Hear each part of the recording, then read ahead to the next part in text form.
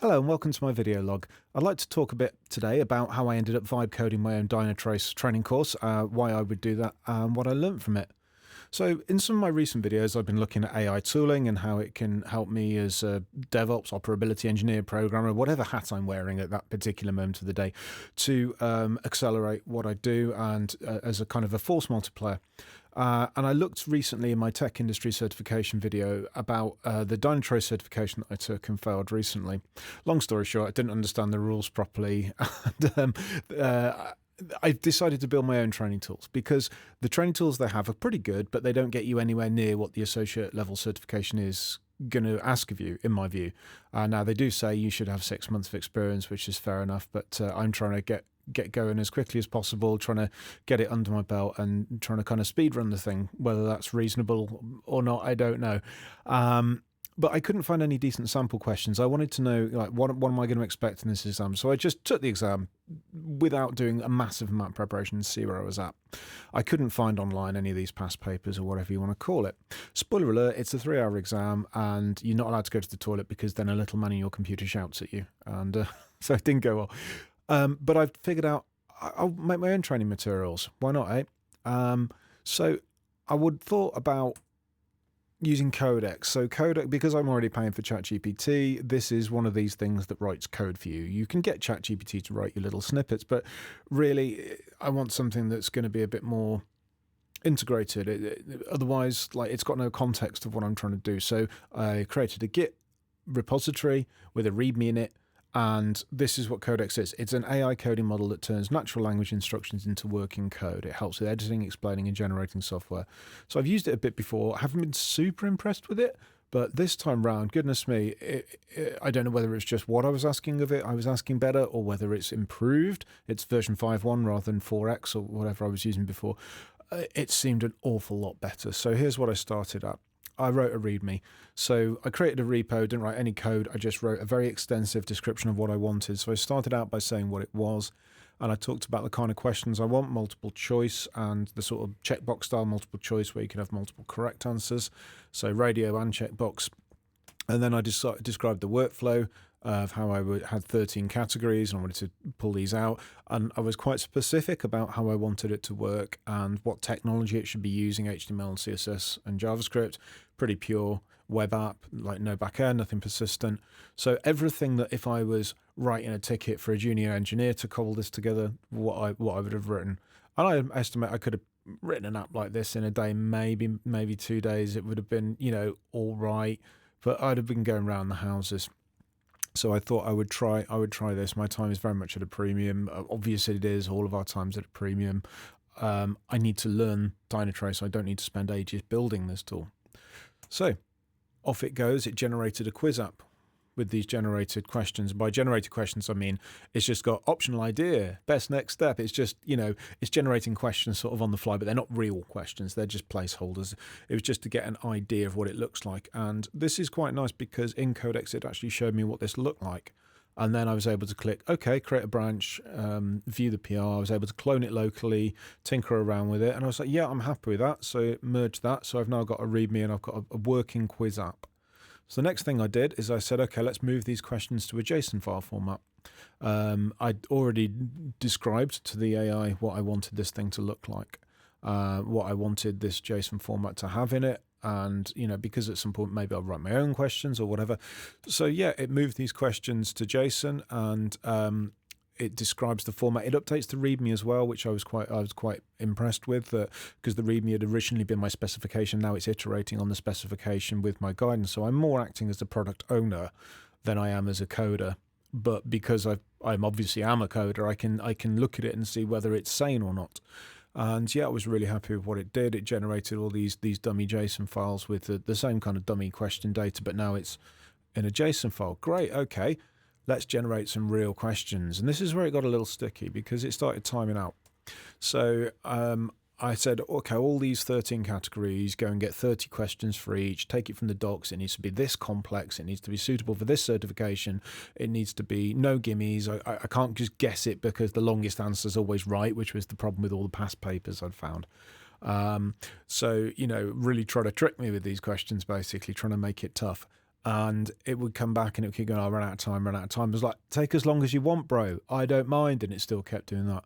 So what I ended up is a sub-iteration where I said, okay, do this pile of questions, do this JSON file, do this JSON file. And I got up to doing 4 or 5 at once. I guess 13 was too many, but the last run was 5. So I did 1 each time, whatever it was. And yeah, you can see an example of a question there. If you're on a small screen, you probably can't, but it's actually, instead of these kind of boilerplate generic question 1, answer 2, it's actually questions and answers about the real product. So the next thing I did is I wanted to make the quiz customizable, because I'm not going to sit there and do 130 questions every time. I need to be able to do a quick 5-minute skill check every so often. And actually, funnily enough, I learn quite well by doing quizzes and getting it wrong and then reading the explanation. And, it helps me form my mental graph of the thing in the same way. It's like a pressure testing thing.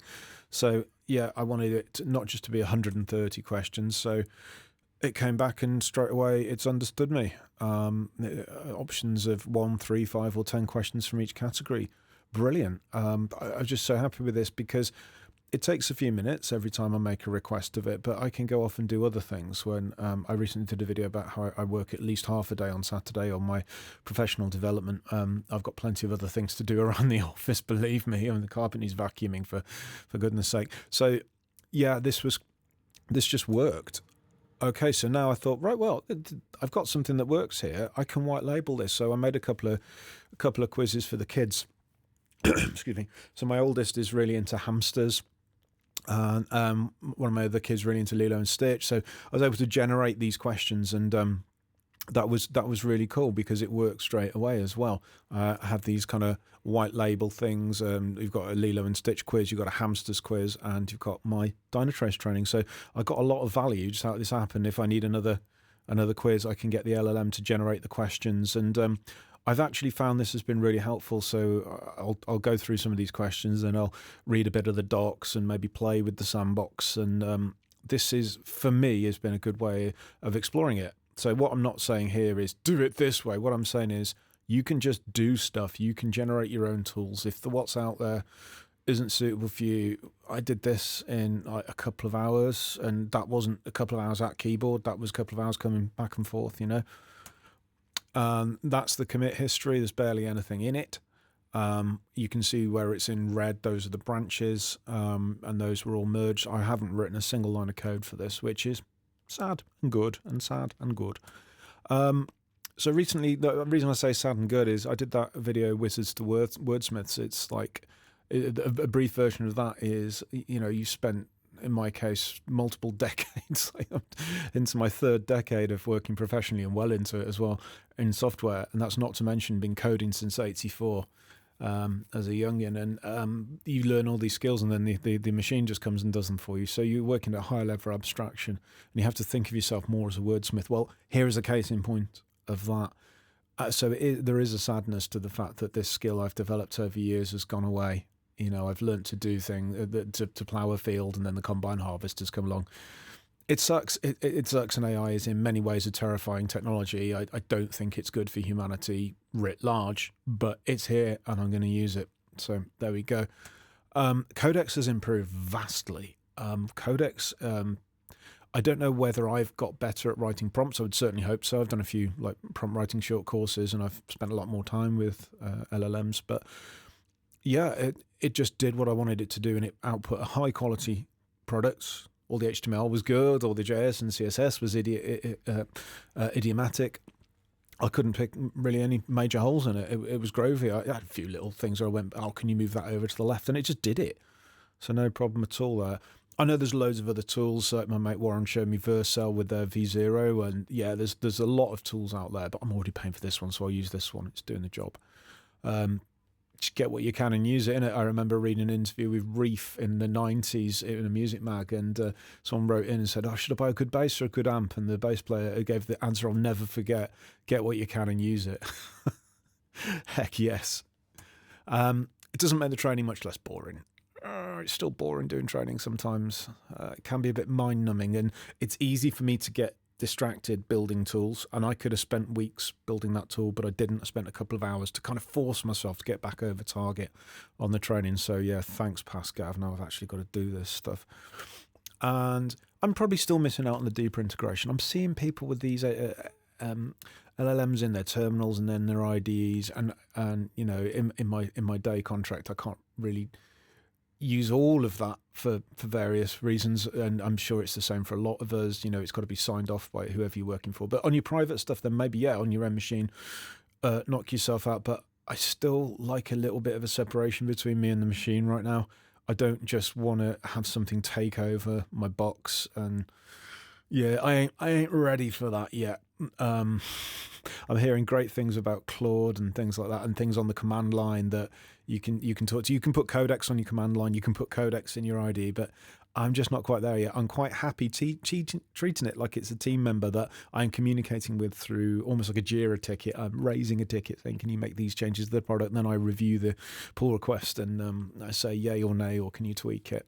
So I'm happy right now with that workflow. It's not the quickest and most integrated, but I actually like that separation because it's making me think differently. If I'm still thinking purely like a coder, maybe I'm missing out. Right, so that was my experience.